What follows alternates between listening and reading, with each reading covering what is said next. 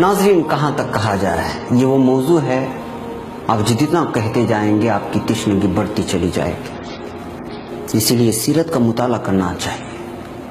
یہی وجہ ہے کہ فکر و خبر نے صدا ہرا کے نام سے سیرت پاک کا پروگرام شروع کیا تاکہ شروع سے آخر تک آپ کو قسط وار سیرت کو پہنچایا جائے۔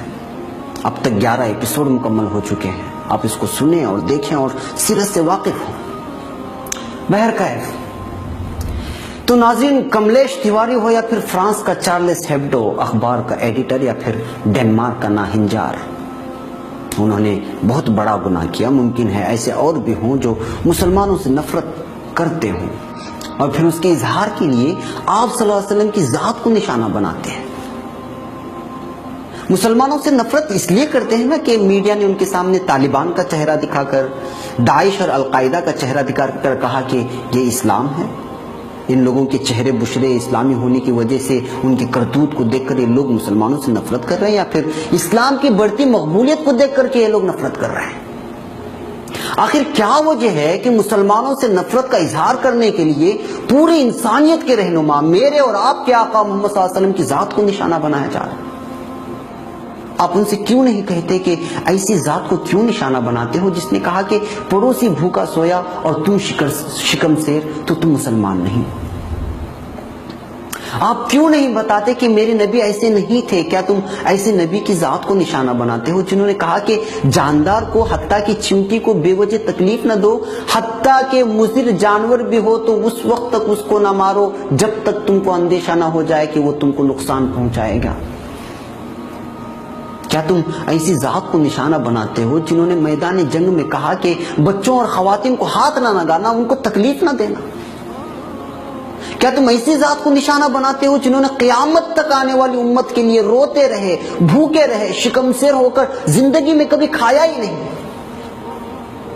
ایک طرف بیٹی 3 دنوں سے بھوکی تو دوسری جانب محسن انسانیت بھی بھوکے۔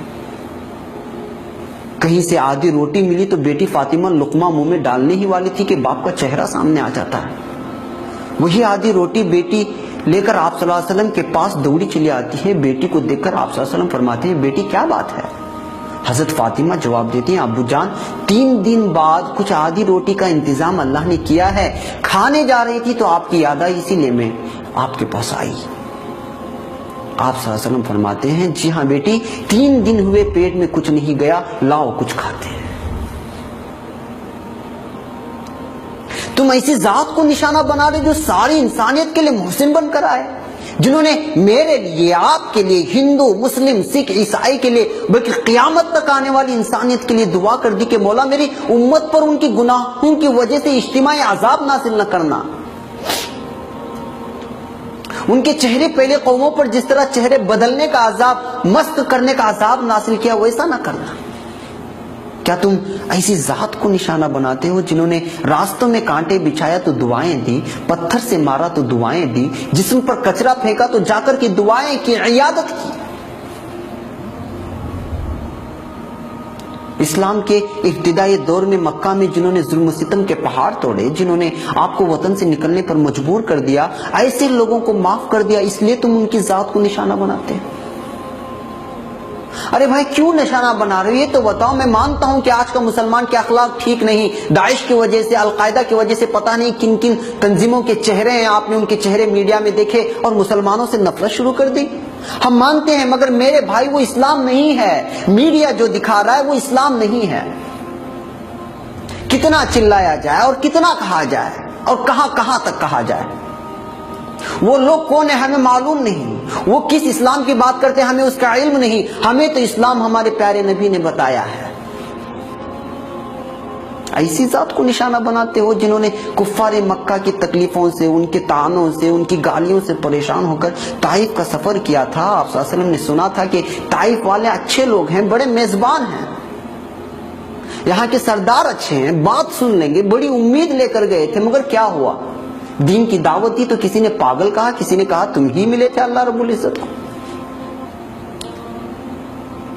نا امید ہو کر لوٹے تو راستے میں اوباش اور بدماش قسم کے لوڑوں نے پتھر بازی کر دی، تانے کسے، گالیاں بکی، اتنے پتھر مارے کہ پیر لہو لہان ہو گئے، چمڑے کے موزوں میں خون جم گیا۔ سستا کر بوجھل دل سے ایک باغ میں بیٹھ گئے. نبی کی حالت دیکھ کر اللہ جلال میں تھا. فوری جبرائیل علیہ السلام پہاڑ کے فرشتوں کے ساتھ آیا اور کہا اللہ کے نبی پہاڑوں کے فرشتوں کے ساتھ آیا ہوں, آپ کہیں تو بستی والوں کو 2 پہاڑوں کے درمیان ڈال کر کچل نہ دوں.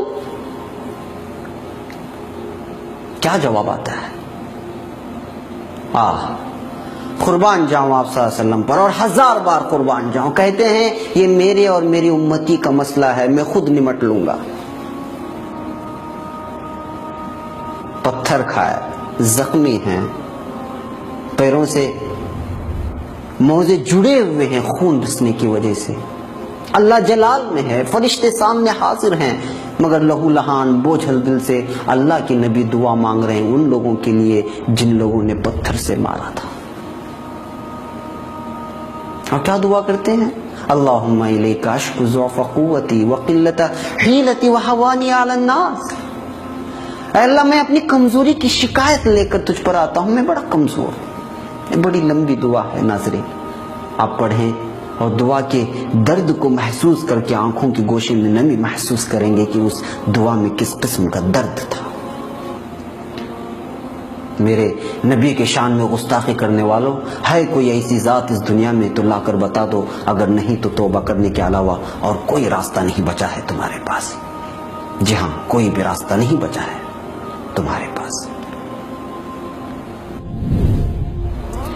ناظرین, جیسا کہ میں نے کہا, یہ موضوع ایسا ہے کہ جتنا کہو کہ تشنگی بڑھتی ہی چلی جائے گی, کیونکہ یہ اللہ اور اس کے حبیب سے وابستہ عنوان ہے, اور میرا تو بس بہت ہی اہم موضوع ہے. بہر کا ایک وقت تو چلا ہے. ضرورت اس بات یہ ہے کہ آج ہم آپ صلی اللہ علیہ وسلم کی سیرت کو دنیا کے ساتھ